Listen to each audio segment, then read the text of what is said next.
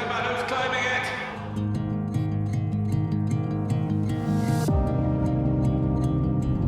We're coming over the Snake Pass, which used to come over every day. Used to drive over here, take me hour and 15 minutes. When I first went to Sheffield United, I didn't know much about the club. I'd signed from Watford. Brian Dean was the first person that made me recognise Sheffield United, but then it was United playing against them. So like Cantona scored a chip at Bramall Lane. I remember that. And I always remember the atmosphere. I think often when you're looking for a challenge in your life, this presented itself as, you know, a great challenge to get Sheffield United back into the Premier League. And funnily enough, Neil Warnock said, it's my last season, I want to get promoted. And here we are in 2023 and he's still managing. So, and we're talking 20 years ago now. But yeah, great place, great memories. And even this drive to me is quite nostalgic. Sort of, you feel like you know every turn on the road on the Snake Pass.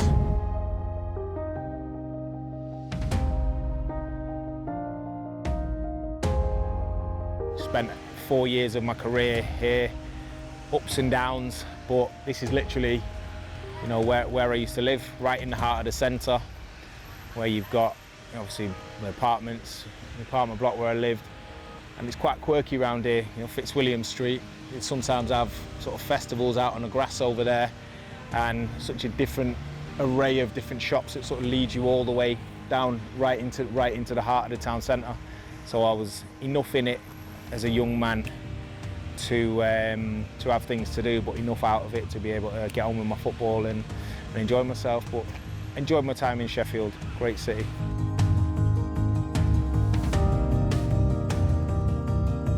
It's weird, it just brings back memories, doesn't it? To everybody else it's nothing, but to you it's where you spent a lot of your time. In the summer you'd sit out there, and being a player you finish training at sort of 1, 2 o'clock and you spend a lot of time there. So used to open the doors, play my music. People probably hated me because it would echo through here. It's not changed at all. It's actually weird seeing it in exactly the same way.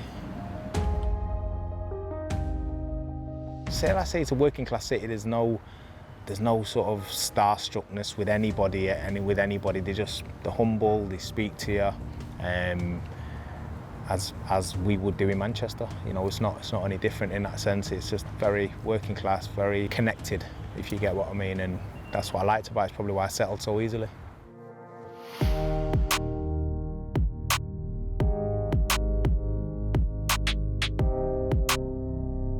You know what? You always get a nice feeling. Well, depending on which club you go back to when you've been at so many, but when I come back here, I always get a good feeling. You know, coming out in the car park at the end of games, you know, most of the times here we're fairly successful. You see some of the people up there, like Billy Sharp in the middle, Brian Dean, and just round the corner you've got the likes of Jagielka. You know, this club's still got a lot of history to it as well, which is one of the things I liked when I came here.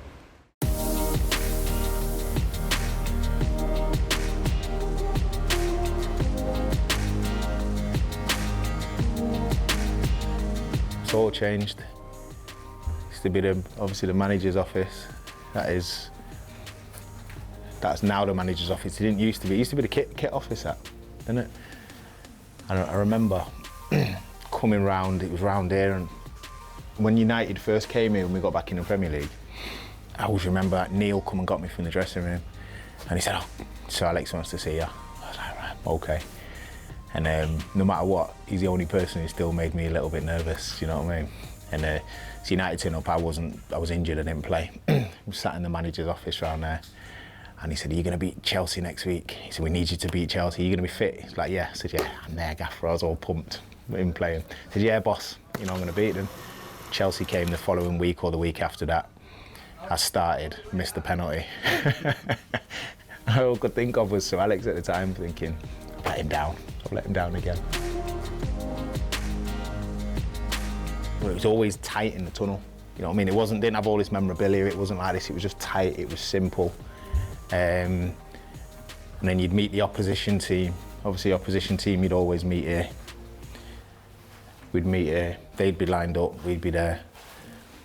And that's when you put your your game face on, innit? You know, you're ready to go out, and the tunnel goes down, and you see Bramall Lane, then it would all start to go off.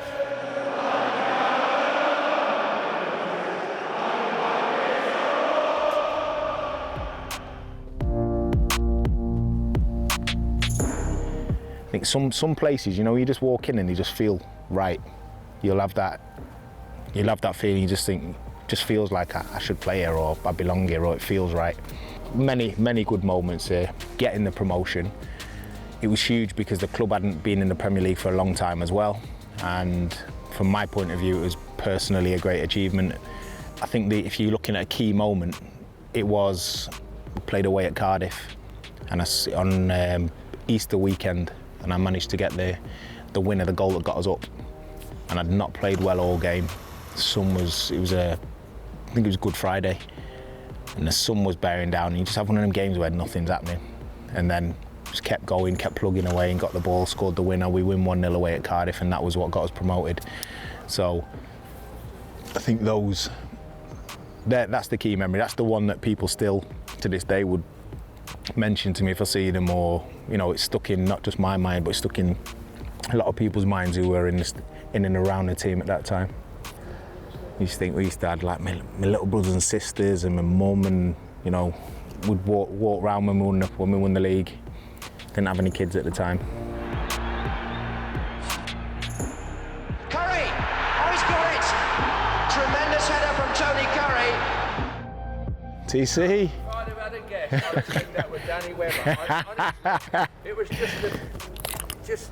How are you, mate? I'm all right. How are you? Okay, I'm very good. Good to see you, mate. Good to see you. So I was just saying that, obviously, your face front and centre out there. I would talk about legends who'd played at the club and everything, and how you are the main one. You're the main man, front and centre. Thank you. So, you know, what do you remember from our time being here, from like my time being here? What do you remember about the club at that time? Oh. That's obviously Warnock, wasn't it? Yeah.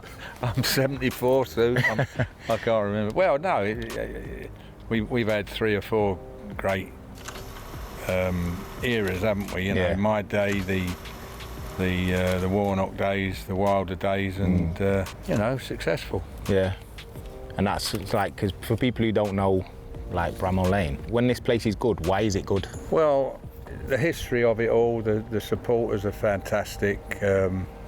You know, if you just do a bit of work for them, they'll love you forever. You know, we've got legends all over the place, and it's just a fantastic old stadium. And well, it's not old now. It's pretty up there with the rest. I think the managers have played under, obviously, Neil. Blimey, what a career he's had! Unbelievable. What a career that man has had. So the day I signed on deadline day, we had like the camera following us around, and I said, what's this? He went, oh, it's just my documentary. He was filming his own documentary that's now still circulating around the internet. And there's one part where he has a go at Danny Karamatri, and he goes, get out of my face, son, or something like that, you make me sick. And everybody thinks it's me. So I still get people come up to going, have you let Neil Warnock speak to you like that? I said, it weren't me, it was Gads. Got to blame again. Exactly.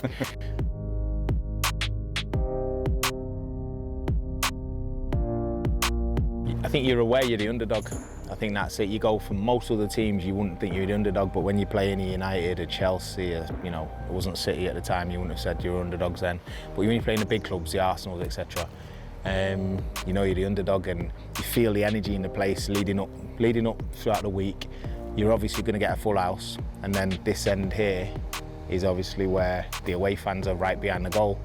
And I quite like the fact that they're right behind the goal, because it's quite traditional in that sense. Sometimes the away fans get, you know, put up in the corner out the way, which I understand, but you know, you've directly got, if you're here now as a Sheffield United player, you're getting stick from the United fans, you know, when United turn up, or whoever it may be, so it creates a real good traditional atmosphere. I think when you're talking about clubs the size of United, they deal with that pressure, and it won't be as intimidating.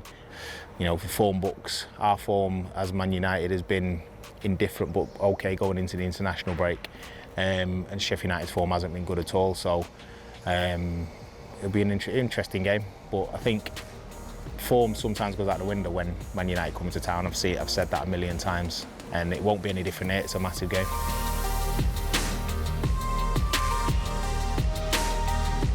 Yeah, Bramall Lane, you know, 4 good years spent here, some great people, real humility to the place, working class club in the heart of the city.